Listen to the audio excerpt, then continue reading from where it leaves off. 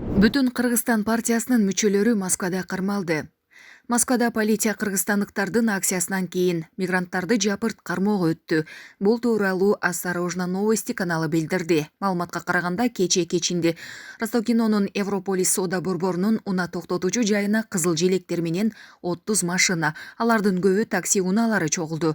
Алар жосунсуз жоруктарын баштап, ат минип, унаалары менен желектерди көтөрүп, элди үндөп жатышты. Мындай кылыктарына корккон москвалыктар полицияга телефон чалышкан. Бул чакыруудан кийин полициянын 3 отряды келип, 37 жаштагы Эмиль Бекиевди жана анын досторун кармашкан. Ал Кыргызстанга белгилүү ырчы экенин айтып, жаңы клип тарттырып жатканын айткан. Бекиевди бөлүмгө алып келишкенде, укук коргоо органдары анын ырчы эмес экенин аныкташкан.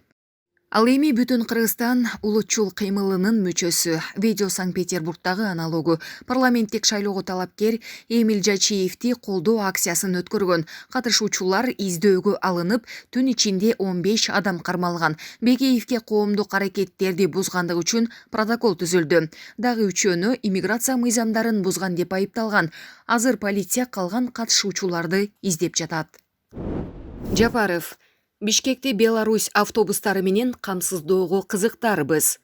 Министрлер кабинетинин төрагасы Акылбек Жапаров Ереван шаарында Белоруссиянын премьер-министри Роман Головченко менен жолугушту. Тараптар Кыргыз-Беларусь мамилелерин өнүктүрүүнү талкуулады.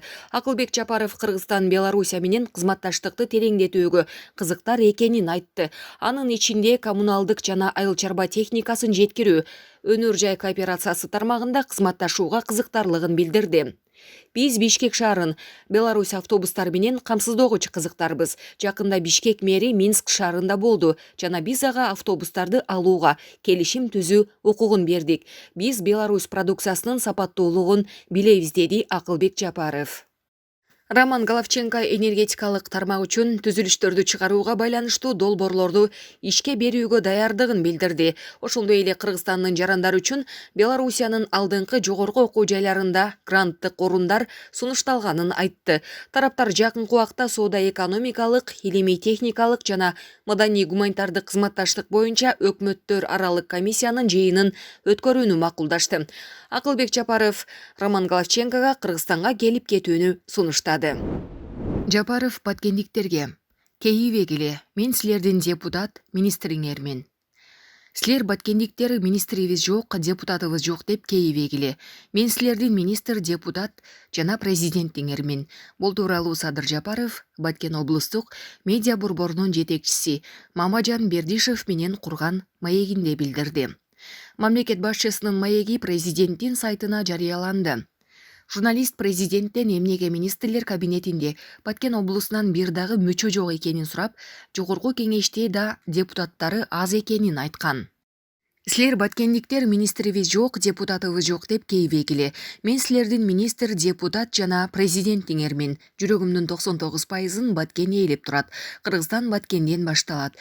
Чек араң бекем болбосо өлкөмдө коопсуздук болбойт. Биринчи кезекте коопсуздук маселесине, анан кийин элдин жашоосуна, анан экономикасына көңүл буруп жатабыз деп жооп берген Жапаров.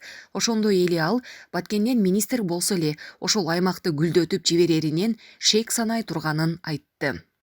30 жылдан бери 30 министр, 30 депутатыңар болду. Эмнеге гүлдөтүп жиберген жок. Тескерисинче сазга батырып, сатып кетишиптир го.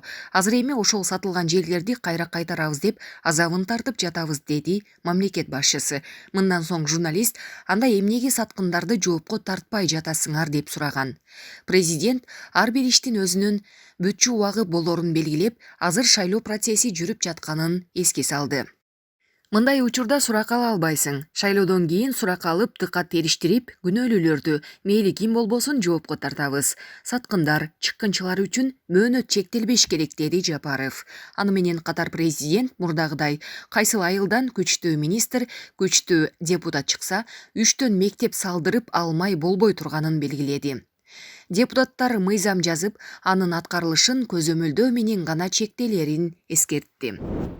Бүгүн 2021 жылдын 19 ноябрында УКМКнын Ош облустук жана Ош шаардык башкармалыгынын Өзгөн райондук бөлүмчөсүнө жаңы имарат курулуп, пайдаланууга берилди. Курулган имаратта кызматкерлер үчүн зарыл болгон бардык заманбап техникалык жабдыктар толук камсыздалган.